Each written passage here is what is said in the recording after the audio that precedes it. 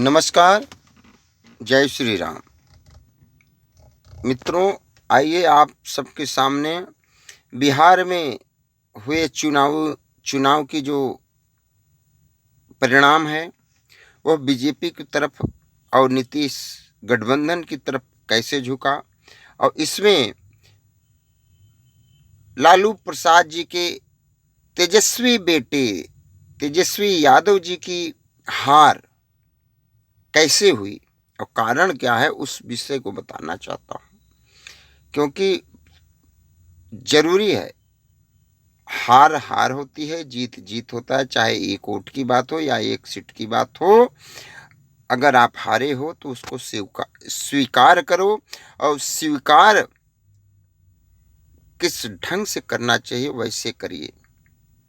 पहली बात कि मैं पूरे देश की मैं बात बताना चाहता हूँ। अगर तुम जीते तो ठीक है, हार गए तो ईवीएम को दोष मत दिए, इलेक्शन कमीशन को दोषी ठहरा दिए। ये सबसे बड़ी गलत बातें हैं।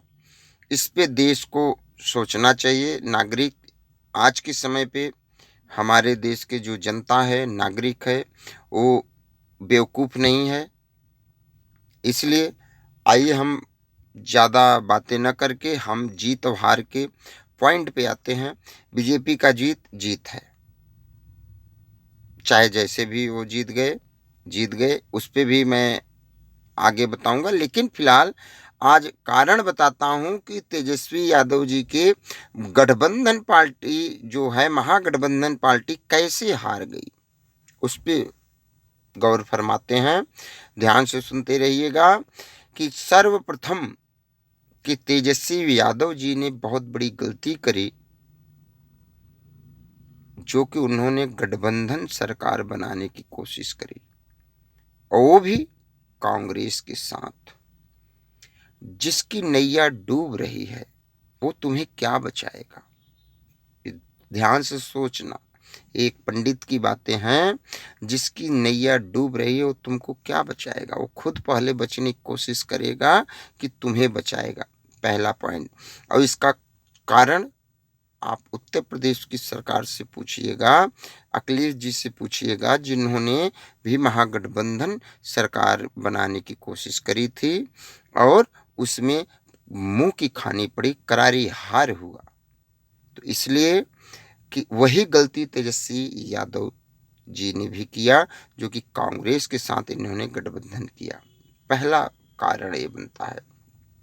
इसके बाद दूसरा कारण यह बनता है कि इन्होंने जनता का विश्वास नहीं हासिल किया।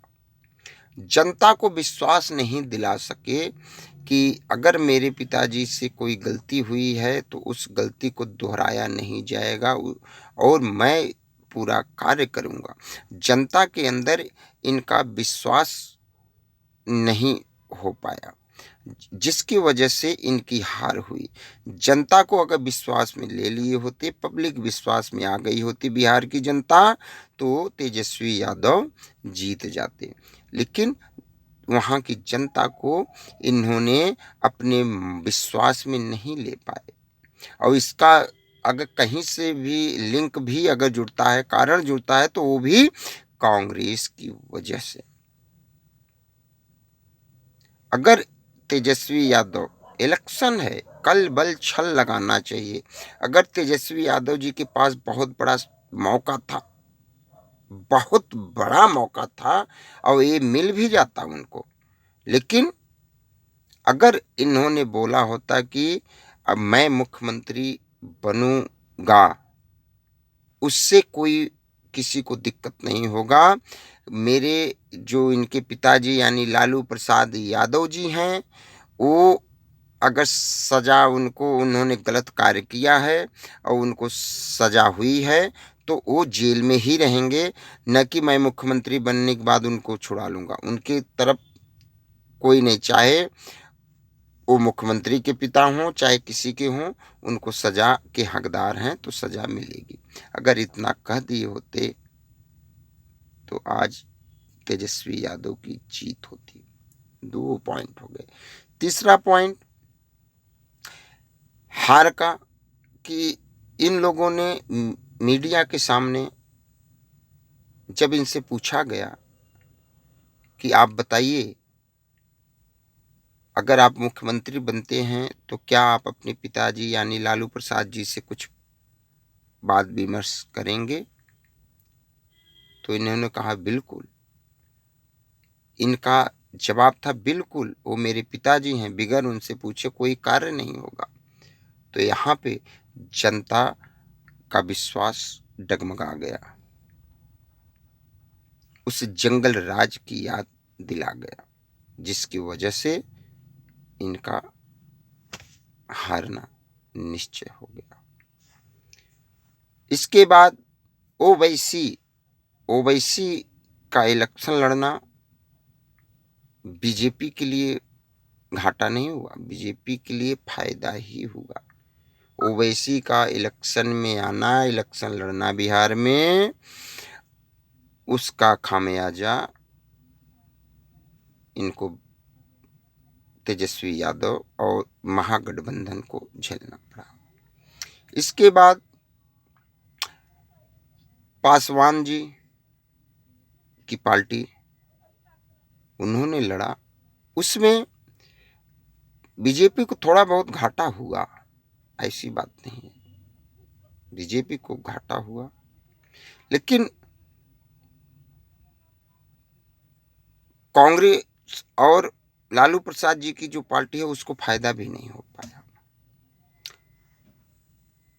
साधु यादव, उन्होंने भी महागठबंधन को ही घाटा दिया, और जनता के ऊपर सबसे बड़ा कमी इन लोगों का यही था कि इन लोगों ने बीजेपी के साथ साथ माननीय प्रधानमंत्री मोदी जी को टारगेट बना दिया। सबसे बड़ी हार का कारण यही बनता है कि इन्होंने प्रधानमंत्री नरेंद्र मोदी जी को टारगेट बनाया। इनको ये सोचना चाहिए था कि वो पूरे देश के प्रधानमंत्री हैं, और प्रधानमंत्री जी को अगर आपने टारगेट बनाया तो आपकी हार निश्चित थी। आपको प्रधानमंत्री जी के खिलाफ एक शब्द नहीं बोलना चाहिए था। सबसे बड़ा कारण यही था। इस पे समझिए आगे के समय के लिए। और मैं बीजेपी और नीतीश जी की सरकार से यही कहूँगा, अगर उन नीतीश जी मुख्यमंत्री बनते हैं तो कृपया करके आप जो काम नहीं कर सके हैं उसको करिए, और बिहार की जनता को सबसे बड़ा कार्य यही आप करिएगा कि बिहार की जनता को बाढ़ग्रस्त से मुक्ति दिलाइए, बाढ़ की समस्याओं का समाधान करिए। नमस्कार, जय श्री राम।